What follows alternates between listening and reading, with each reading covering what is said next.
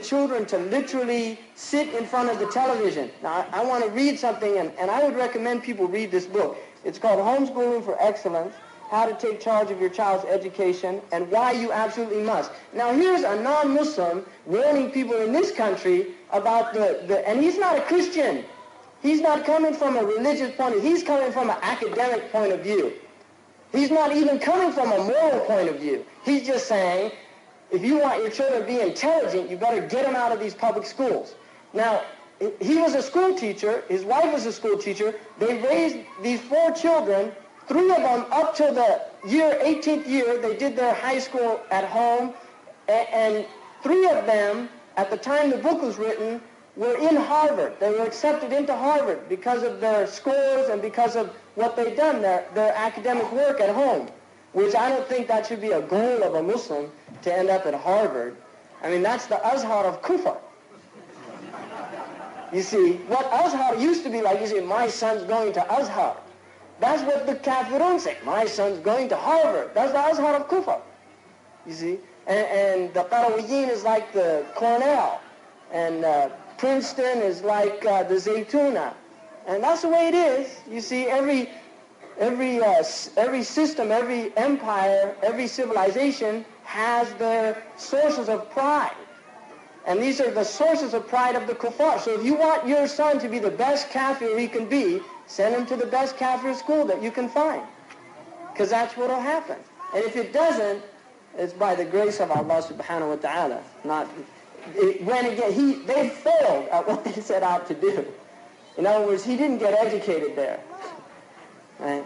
They failed. Now, I just want to read something that he says that I find very interesting. Page 58. Paul Cooperman is less sweeping but no less critical as he observes that a child spends more time between the ages of 5 and 18 in front of the television set. 15,000 hours is the average American child. Then in school, 11,500 hours. Right? And remarks, quote, consider what a child misses during the 15,000 hours he spends in front of the TV screen.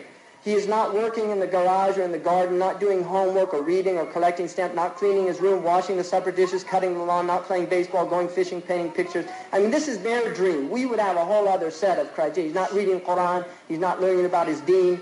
He's not going to the masjid. He's not doing the things that he's supposed to be doing.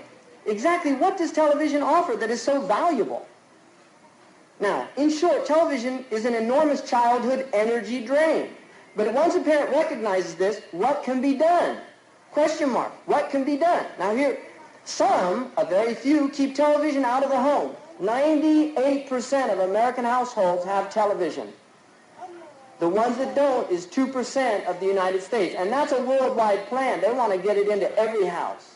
Fitnatun tadkhulu kullu baytin min wabarin wa madar. Beautiful hadith. Allahu alam if it applies to that. But in the end of time, there'll be us. Fitna also means seduction. It means something that seduces you. And my father, who doesn't have a television, told me, because in 1958, when they first got one, he said that it was so seductive. That's the word he used. That he didn't want it because he likes to read. He didn't want it in the house. And he said, in houses that he goes to, it's like a little mouse in the corner. How can you keep your eye off of it? You see, and that's what happens. So here's the problem. Now listen to this. So some keep television out of their home, enough to distinguish between the occasionally worthwhile program and more typical fare. But many parents are themselves regular viewers. So what do? You don't want your child to watch television, but you're watching television all the time. Many of the parents are themselves regular viewers, if not addicts. Now, addiction's an interesting thing. And people don't talk. You have 12-step programs for everything. 12-step programs for donut eaters, 12-step program for every addiction imaginable. But you cannot find a 12-step program in the United States for television anonymous, you see. And that's a major addiction. Why? I really wonder about that. Why aren't there like groups of people sitting together? Boy, I'm so glad I'm, let go and let God. I got it out of my life, and the first couple of weeks, I was shaking every day and getting goosebumps, but I got over it. And you know what I found out? Life was actually really interesting. I didn't have to watch TV. I could actually talk to my family, my children. All of a sudden we were having conversations. That's true. Read a book called The Plug-in Drug by Denise Wynn, and she talks about people who their televisions broke down and they couldn't afford to get it fixed. And she interviewed them, and they told how their life suddenly became wonderful, and they became human, and they actually had interactions. And then what would happen? When they got money, they'd get it fixed, and they'd see themselves go back to the old way of life. It's amazing. Human beings are incredible creatures, really. The more you think about it, the more amazed, ajaban. That's all you can say. We are amazing creatures. But many parents are themselves addicts and find it difficult to impose restrictions on their children in the light of their own habits. You see, in other words, if you're addicted, how can you tell your child, go do your homework? He doesn't see you reading a book. Why aren't you reading Quran? You're watching, your sit comedy. What? You're just instilling in him nifaq. That's all. That's all you're doing. One solution is to undergo a program of gradual withdrawal. See, that's what you have cold turkey. Right? You have cold turkey where they lock the addict up in a hotel room and he bangs on the door. You take the television out, smash it, and they'll flip out and go through all these. And then the other one is gradual withdrawal, which is easier on the system. By sharply limiting viewing to programs carefully selected in advance, parents and children can jointly transform television from a habit into just one of the many activities in which they can individually or collectively participate. Take that for what it is, but it's an interesting point that he's making about that. Now, so there's the two things that we're responsible for: raising the body of our children and raising their souls, nurturing their intellect, their emotions, and their... Now, if this, but here we are in this whole thing of teenagers and all this wahm, it's all illusion, and recognizing that if you've allowed them to watch television, they have absorbed the whole culture. They've absorbed rebellion against the parents. You see, if you're allowing them to watch things like Bart Simpson or all these terrible situation comedies, which are really tragedies. They should be called situation tragedies because they're not comedy. I mean, they had in a newspaper here, the San Jose Mercury, a few days ago, they had a picture of the principal of the elementary school being smashed with pies in the face by children in the school because it was for a fundraising thing, and any child that could raise $1,000 got to throw a pie in the face of this principal. That's anarchy. I mean, really, what kind of values are you teaching children? Why couldn't it be a positive reward? Why couldn't it be something that elevated the child? No, it's something that had to denigrate and it was something that was a wretched thing to do. I mean, subhanAllah, what Muslims would never even in a million years think of that, of taking the principal of a school, the mu'addib, and taking a child and smashing a pie in their face. First of all, you're wasting food, which is haram. It's just a whole thing. But this is from watching Bart Simpson and these things. That's where they're getting these ideas from. Really. That's where they get it from. So, but what do you do now, given the fact that you have these teenagers? I mean,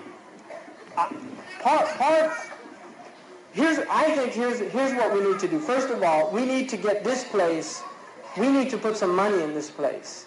Seriously. And we need to literally transform this place so that it is a community center that has activities for our youth to be doing things in positive, halal environments. If you don't provide halal environments, they've provided millions of haram environments for them to go and flirt with the boys at the mall, or the boys flirt with the girls at the mall. It's all out there for them, you see. And if we don't provide alternatives for that, then don't be surprised. And one of the things television does is it creates boredom in children. Children become bored with just normal activities of life because television is very fast. The average frame on TV is 3.5 seconds. And so you watch something like MTV. Don't watch it. No, I shouldn't say don't watch it. But you watch something like MTV, and you're dealing with flashes that these are subliminal messages. I mean, why did you mention that Harvard is the University of Kufa? Because they're certainly not teaching Islam there, and and they're also teaching a worldview. I mean, I actually went there and lectured there and met some of the people in the Islamic Studies department. And I tell you, if you want to keep your child a Muslim, I wouldn't send them to study Islamic Studies there at Harvard, because I think that these universities are not our universities. They have a different methodology. They have, there are certain sciences that they have, but even those sciences, there's a worldview that goes with it, whether you like it or not. I mean, really. They don't have religion. They're not going to teach you in biology that there's a God. They're not going to teach you in astronomy that there's a God. They're not going to teach you that there are constraints on the human being, that we have limitations to what we can do in creation. I mean, Yusuf, he's finishing his PhD at Stanford. I have in science. What do you feel? I mean, devoid of anything having to do with Allah. Yeah, I think that's the experience of people that go through it. That it has nothing to do with Allah, and what we call something that has nothing to do with Allah, I call that kufr. And people, maybe you want to send your son to Harvard. That's your problem, not mine. This one that you have.